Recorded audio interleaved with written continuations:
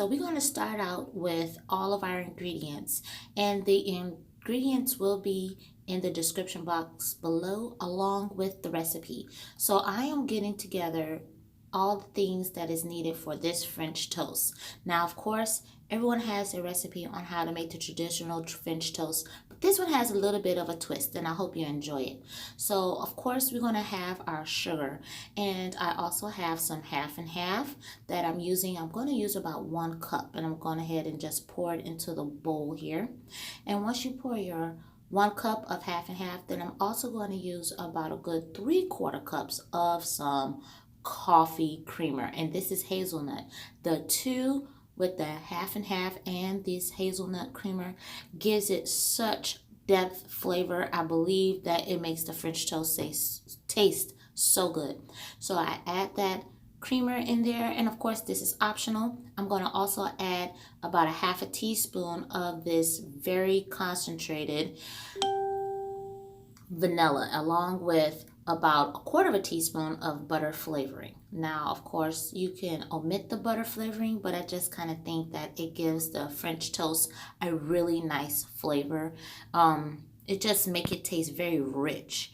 I'm also going to add a little bit of cinnamon. You can also add nutmeg and cloves if you want, but I just kind of kept it simple with just the cinnamon, a little pinch of salt to balance all of that sweetness from the coffee creamer and the sugar that's going to be added. Now, I also added 5 eggs to this mixture. So I broke each one in a separate container or a separate measuring cup, and I just kind of went ahead and added one at a time into this mixture with the milk and everything else.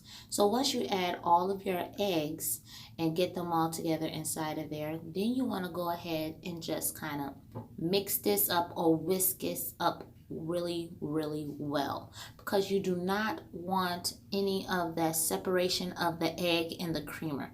So once you get you a good fork or a good whisk, I am using this little handy dandy gadget that I ordered off of TV a while back, and I just let this whisk all together until you got a nice even mixture. You see that? Nice and perfect. Now we're going to get the omelets together, which is pretty much the same step. I go ahead and I just add a pinch of salt to my other 5 eggs, and I'm also going to add a little bit of pepper and a little ground parsley. Now, I figured this ground parsley is going to make these eggs look really pretty and vibrant once they get cooked. And of course, we're going to add a little bit of half and half. I'm only using about 3/4 cup of half and half to this. Sorry, my camera got twisted a little bit because I was holding my phone.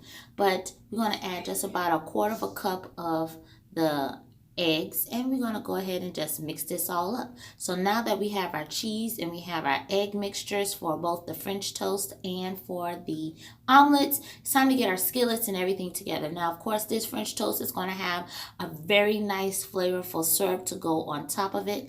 We are going to have some pecans, and we want to lightly toast these. And if you can see how pretty these pecans are, when they have that nice light brown golden color, then you know your pecans are really nice and fresh. They are perfect. So we're going to go ahead and lightly toast these for about a good 5 to 10 minutes. When you start to smell or realize that the oil is released from there, then you can go ahead and add 1 tablespoon of butter, and then I'm going to add 1 cup of butter flavored syrup. You can use whatever syrup you like. This is just a store brand, but this is just going to add a really good flavor, and we're going to let this simmer on a low temperature for about a good 10 minutes. Now, with us lightly toasting the pecans, it's going to prevent the pecans from being gummy or getting soft. Now, you want to take your bread and dip it inside of our egg mixture that we have with our cinnamon for our French toast. I'm using, though, of course, those big, large French toast breads or that Texas bread. It makes perfect French toast. So once you dip it in and fold it around for a couple times, then you want to go and just place it inside your buttered heated skillet, and I'm going to let these cook in the skillet on medium heat until they're nicely toasted on both sides.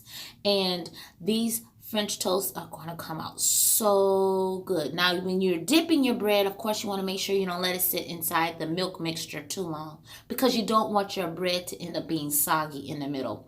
But I'm going ahead and I'm just going to flip these over and let them get nice and brown and golden. I went ahead in my other skillet and melted my butter, and I just poured my egg mixture for my cheese omelet, and I kind of let them cook really good on one side, and I'm separating it and kind of using a spatula to just kind of pull it away from the edges and everything. I really love how these copper skillets work. I mean, they really don't stick at all. It's perfect. And I went and I just kind of flipped those eggs over, and now I'm adding my 3 cheeses.